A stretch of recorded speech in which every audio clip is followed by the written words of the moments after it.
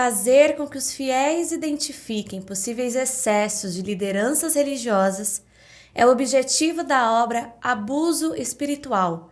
É esse também o tema do nosso episódio de hoje do Pauluscast, e por isso eu recebo Gabriel Perisset, ele que é autor desse título e é também pós-doutor em Filosofia e História da Educação e doutor em Teologia. Gabriel, muito obrigada pela presença, seja muito bem-vindo. Obrigado, Jennifer. A gente vai falar desse livro, né, que a gente está lançando aqui pela Paulus Editora, uma novidade que fala de um tema delicado. E queria te perguntar, o que a gente pode definir como abuso espiritual, né? Esse termo, pegando na raiz, o que ele significa?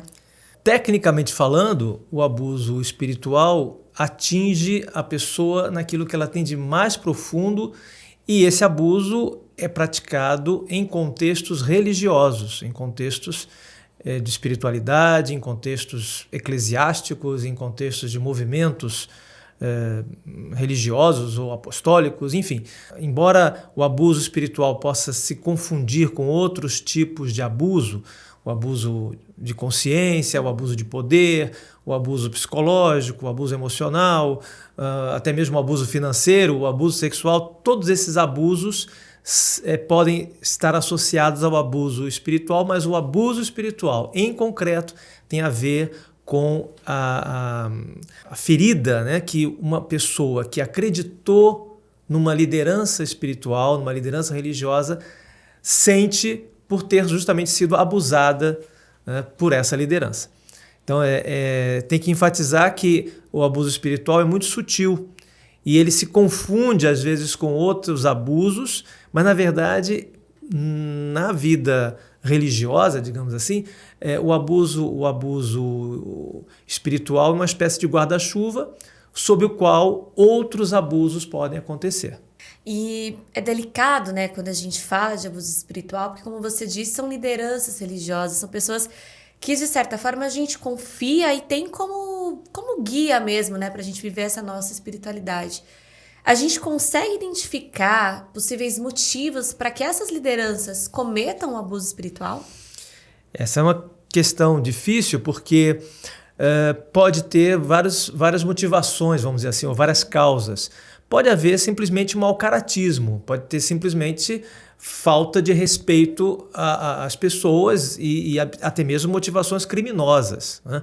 Mas também dentro desse quadro pode haver algum tipo de sociopatia, algum tipo de psicopatia, algum tipo de narcisismo doentio, mas também, dado que estamos falando de contextos religiosos, há pura e simplesmente maldade, pecado, em que essa liderança religiosa, essa pessoa que tem uma autoridade espiritual num determinado lugar, num determinado movimento, pode ser cristão, pode ser católico, pode ser budista, pode ser evangélico, pode ser hindu, todos os tipos de religiosidade, espiritualidade, essas lideranças podem simplesmente estar abusando do poder que têm e, por maldade, prejudicam os seguidores, os fiéis, as pessoas que confiaram nelas, né? E, infelizmente, né, não são casos isolados, não são casos distantes e mínimos, né? A gente vem percebido um crescimento nesses números de casos e divididos, e assim, para várias, né, para várias religiões, para vários segmentos religiosos. A gente consegue fazer uma cronologia, né? A gente consegue destacar alguns casos mais específicos. O livro aborda isso de que forma? Na verdade, o abuso espiritual como fenômeno, né, como fenômeno da maldade humana, ele sempre existiu onde existiu religião, né? Agora, para que fique mais claro talvez para nós, né, cristãos ou católicos ou ocidentais, que temos o evangelho como referência muitas vezes, referência religiosa ou referência cultural, o próprio Jesus Cristo foi vítima de abuso espiritual. Na verdade, o que os fariseus, saduceus e outras lideranças religiosas fizeram na época de Cristo foi justamente tratá-lo de maneira injusta, se prevalecendo dessa autoridade religiosa que eles tinham. Então, quando Jesus fala abertamente que aqueles homens eram sepulcros caiados, era uma raça de víboras. Quer dizer, ele estava denunciando o comportamento injusto daquelas lideranças religiosas que colocavam um peso excessivo nas costas dos outros, mas tiravam o corpo fora, se mantinham, vamos dizer assim, longe do sofrimento humano, usufruindo da sua autoridade e ferindo as pessoas, né? E, então, a gente pode perceber que no Evangelho, Jesus reage contra esse abuso espiritual, faz um alerta aos seus seguidores para que não se tornem também abusadores, que não se tornem pessoas prepotentes, que não se tornem pessoas autoritárias, que sejam pessoas que vão servir os outros, que vão cuidar dos outros, né? E ao longo da história, muitas vezes esse abuso espiritual transborda até mesmo dos espaços religiosos. A gente vai perceber na confusão entre religião e política o uso das escrituras, o uso das estruturas eclesiásticas para dominar outras pessoas, né?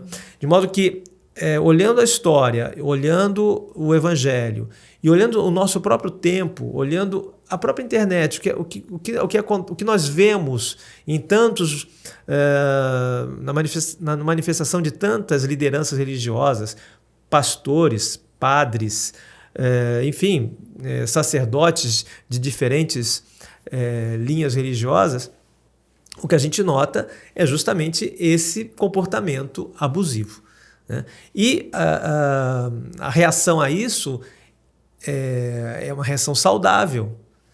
Reagir a esse abuso é uma reação saudável, e é mais ou menos isso que a gente quer no livro.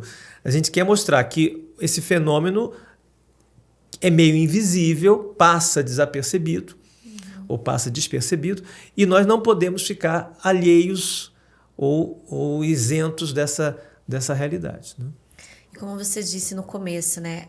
Como todos os tipos de abuso, assim, né? Como diferentes abusos, esse também é muito difícil de identificar na maioria dos casos. Quais dicas, né, assim, o livro traz? Como que o livro dá esse guia mesmo, traz essa reflexão para que nós, fiéis, né, a gente consiga de fato, opa, tem alguma coisa errada aqui, preciso pensar sobre isso e analisar essa relação que está construída. Geralmente nós caímos em qualquer tipo de conto do vigário, em qualquer tipo de enganação, de golpe, ou também nos tornamos vítimas de vários tipos de abuso quando nós baixamos a guarda e nos tornamos ingênuos, ou deixamos de ser pessoas críticas e passamos a ser pessoas ingênuas que acreditam em tudo, que acham tudo normal, e nem tudo é normal. Então é preciso criar, desde cedo, uma capacidade crítica de observar. Isso aqui é estranho.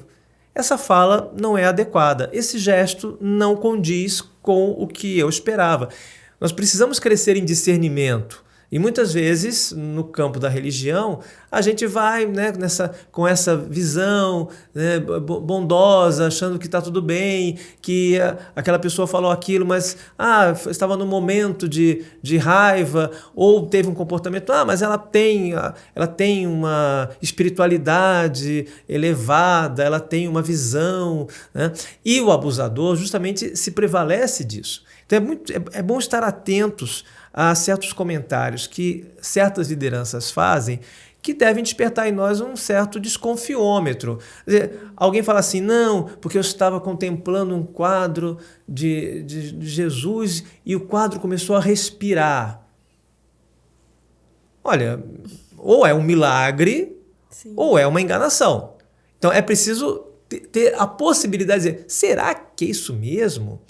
E que mais a pessoa vai dizer? E como é que ela vai querer controlar as pessoas através dessa sua visão, dessas suas... Será que ela é vidente ou será que ela é simplesmente uma oportunista? Então é preciso ter um pezinho atrás, né?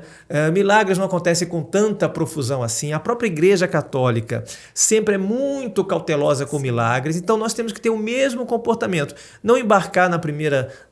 porque o mundo vai acabar tal dia. Epa... Não, Jesus me disse que você tem que fazer tal coisa. Por que ele não fala diretamente comigo, então? sabe, criar um pouco mais de maturidade, né? De visão de mundo, para não cair nessas armadilhas. Por quê? Porque elas estão se multiplicando de uma maneira absurda. Nós vemos notícias atrás de notícias e conhecemos pessoas, a gente conhece gente que entra num movimento que se transforma numa seita, que entra numa instituição que possui líderes que abusam da confiança dos outros, que abusam do poder que tem, da autoridade que tem, mas nos colocam em situações de excesso de trabalho, de isolamento social, de exploração do nosso tempo, de exploração dos nossos recursos financeiros. Então, é preciso crescer, né, nessa maturidade, e o livro traz essas ideias com exemplos concretos de situações estranhas que podem ser muito parecidas com situações estranhas que você e eu vivemos no dia a dia quando estamos em espaços religiosos. É curioso, assim, você vai falando e automaticamente eu vou me recordando de situações que aconteceram ou comigo ou com alguém que eu conheço. Acho que é um tema realmente, infelizmente, né, a gente pode falar assim, muito atual, muito perto de cada um de nós. E por isso eu queria te perguntar, né, o que te motivou a escrever? Foi, assim, a crescente no número de casos? O que né, deu um start para o Gabriel, autor, falar, vamos falar sobre isso? Olha, já vi um pouco de tudo, né? Quando a gente chega aos 60 anos, a gente já viu bastante coisa. E quando a gente está perto de lugares em que se vive algum tipo de religiosidade, algum tipo de espiritualidade, é fatal que você acabe ou sofrendo ou vendo em algum momento, né? Ou vendo outras pessoas sofrendo. Eu conheço várias pessoas que entraram em várias situações de seita, claro que não por maldade, mas entraram e foram vítimas. E esse comportamento de vítima a gente percebe nos outros e percebe em si mesmo. Quer dizer, nós também somos suscetíveis de aceitar, por exemplo, uma homilia, um sermão, uma palestra em que a pessoa abusou, passou dos limites.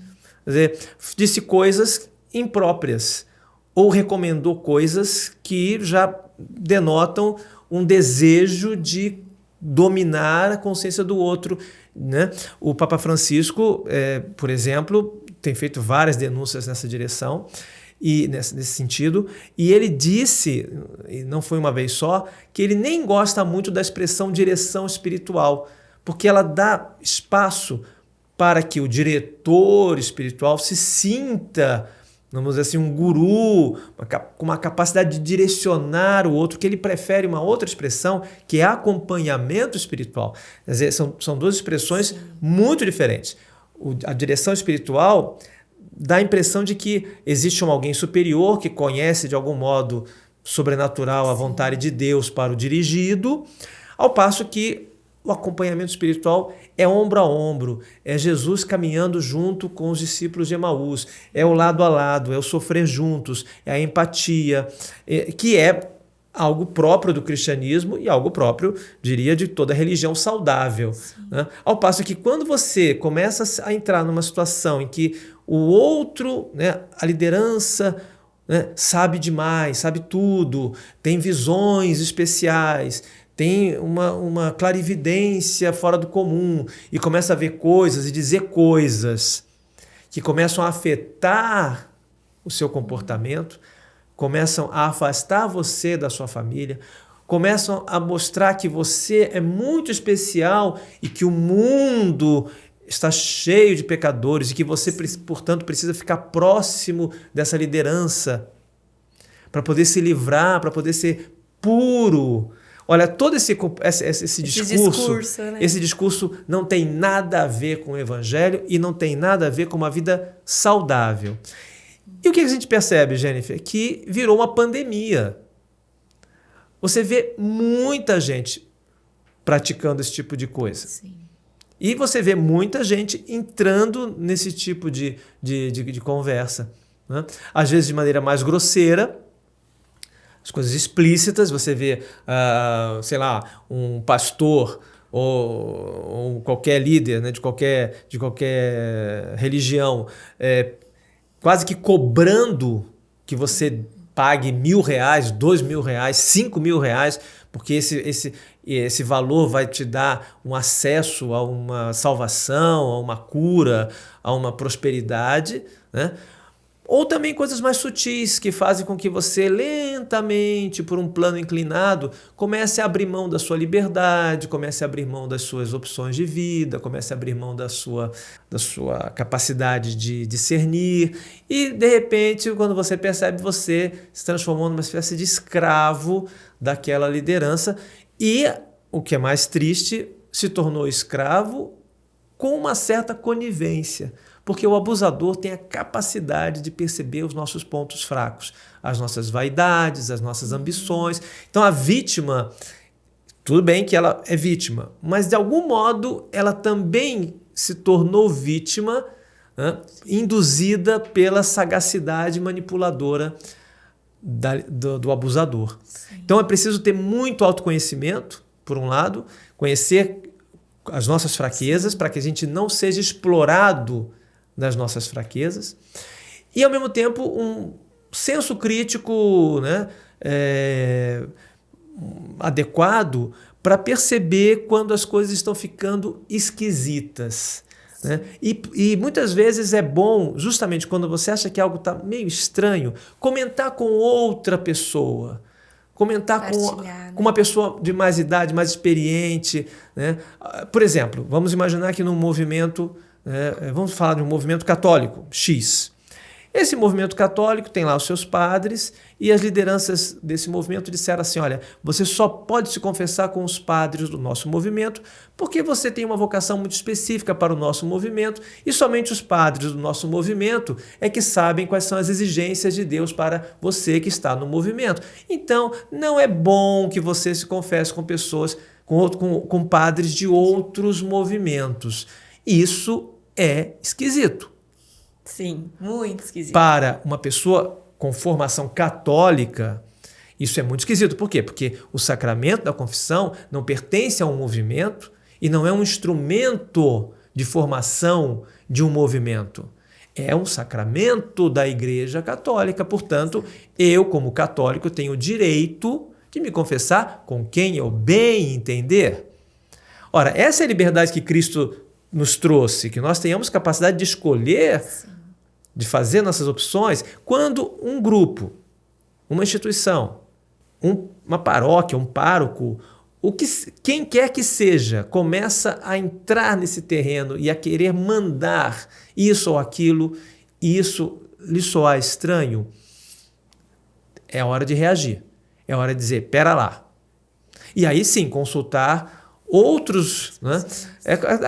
Aquilo que a gente ensina para as crianças. Olha, se alguma pessoa disser que não é para você falar para o teu pai, fale imediatamente com o teu pai. Se não é para contar para tua mãe, conte imediatamente para tua mãe. Porque quem quer segredinhos, seja o abusador sexual, seja o aliciador financeiro, seja o líder religioso, que quer segredinhos, esse segredinho é uma armadilha, é um dos truques da manipulação.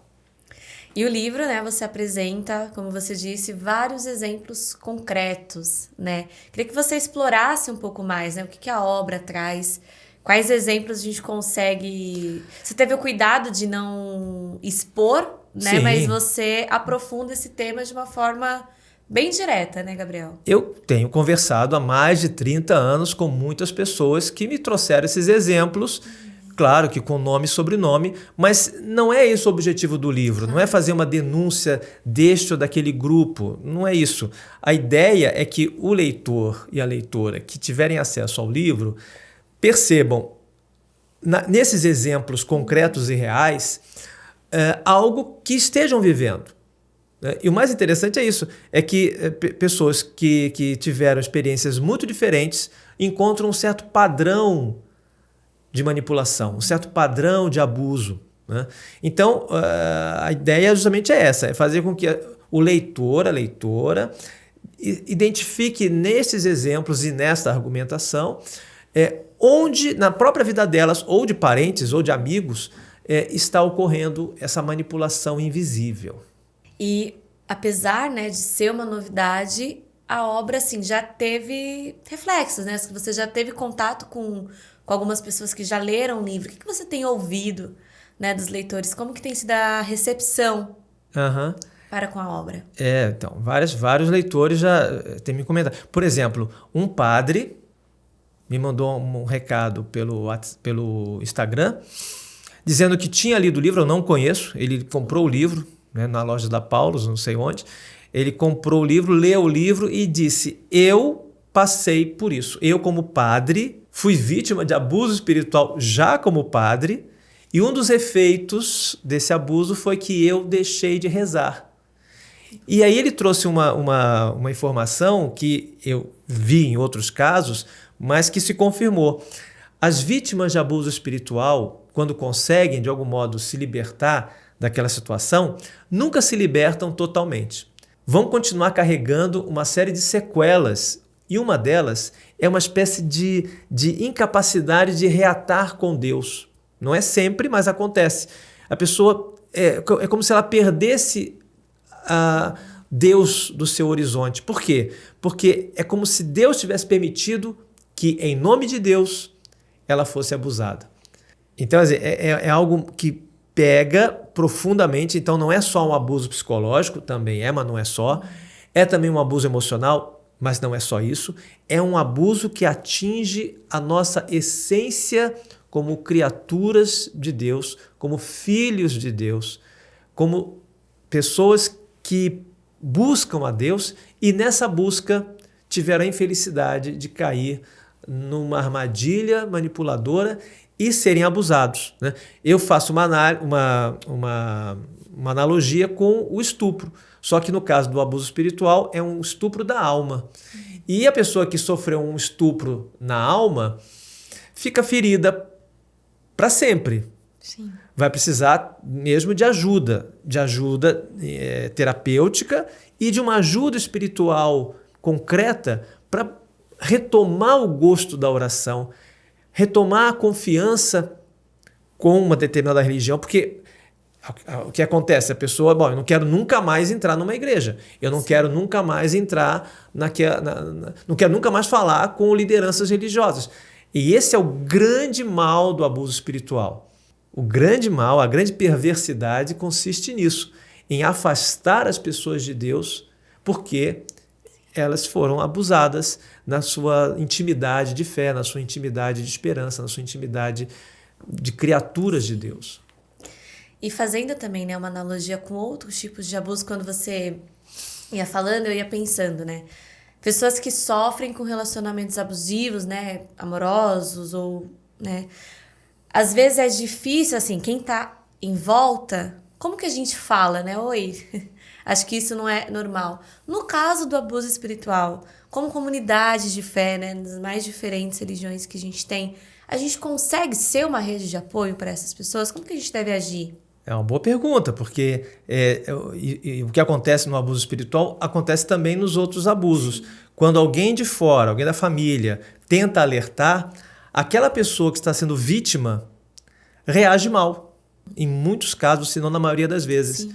Porque ela está de tal maneira envolvida e já chegou à conclusão de que, né, erroneamente, de que os outros querem prejudicar a sua vida, sim, quando ela, na verdade, está sendo prejudicada pelo abusador, faz com que ela se jogue ainda mais nos braços do abusador. Ou dito de outra maneira, se um jovem, uma jovem, né, ou um amigo, né, começa a frequentar uma seita ou um movimento que não parece seita, mas tem um comportamento sectário, e um amigo, uma pessoa, um parente, um pai, uma mãe fala assim: fulano, você está indo por um caminho muito estranho, olha, você está mudando o teu comportamento. O que ela ouve dentro daquele movimento é que, olha, as pessoas de fora, do mundo, vão te dizer isso. Vão dizer que você está se fanatizando. E você não está se fanatizando. É claro que ela está se fanatizando, mas como ela já foi alertada, né, de maneira manipuladora, de que ela iria ser acusada de fanatismo, ela se torna mais fanática sem perceber.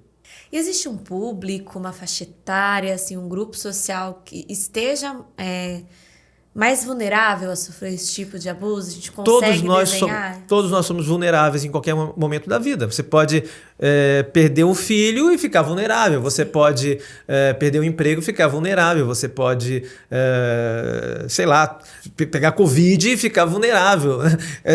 A vulnerabilidade é a grande oportunidade do abusador. Ele percebe, ele tem um faro de predador e ele percebe onde a pessoa está precisando da sua, né, da presença do abusador, né, dessa capacidade que o abusador tem de salvar, de orientar, de dizer quase que com voz de Deus o que você tem que fazer, qual é a vontade de Deus para você. Então, se alguém chega com muita segurança dizendo eu sei qual é a vontade de Deus para você, pula fora.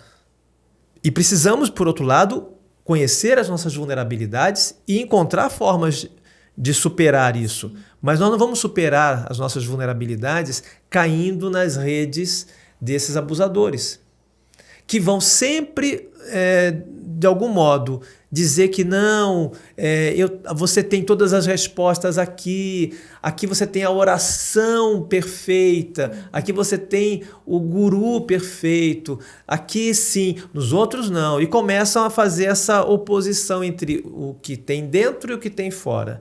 E se você ficar fora, você vai se dar mal, se você ficar aqui dentro, você vai se dar bem. Só que é justamente o contrário, quem ficar dentro vai ficar mal.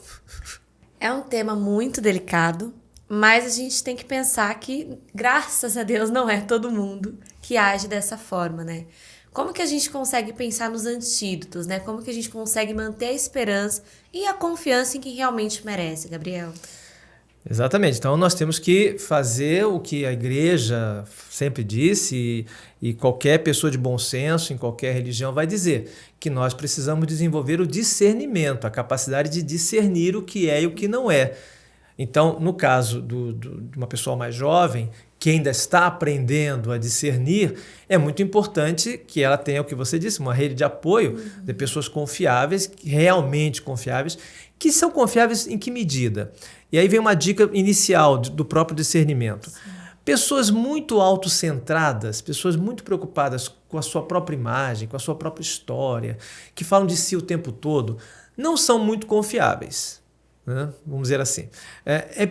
A gente pode detectar isso até de maneira muito intuitiva. A gente sabe quando uma pessoa é egoísta, quando uma pessoa vive falando de si própria. Essas pessoas já têm um problema e não são bons pastores, não são bons guias.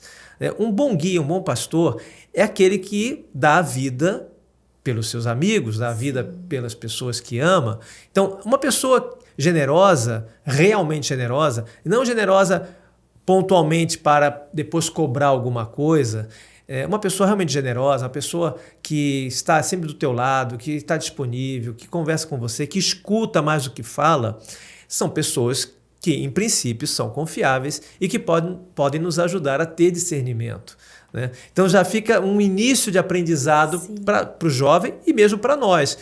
A gente conseguir detectar, porque as nossas carências, a nossa necessidade de amar e ser amado, muitas vezes nos torna cegos, né? E a gente não consegue perceber que aquele discurso, aquele comportamento, na verdade, é um comportamento de autorreferência constante e de começo de abuso do nosso tempo, né?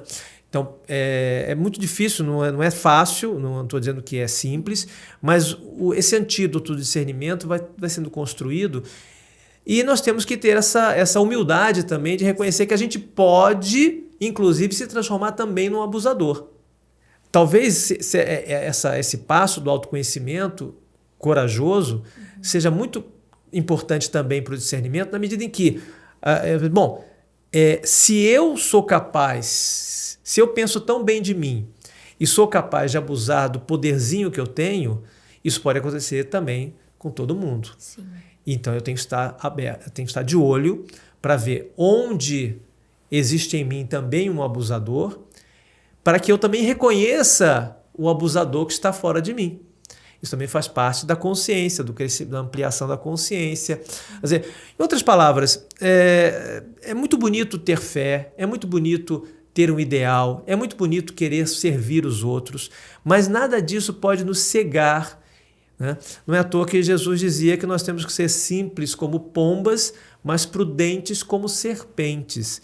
Olha, uma serpente parece até um animal insidioso e perigoso, e Jesus não teve medo de dizer que nós temos que ser prudentes como uma serpente. Nós temos que ter um lado nosso de esperteza para justamente a nossa simplicidade, a nossa vontade de fazer as coisas boas não seja usada e abusada por esses malandros que se transvestem quase que de deuses, porque eles se sentem quase que a quarta pessoa da Santíssima Trindade.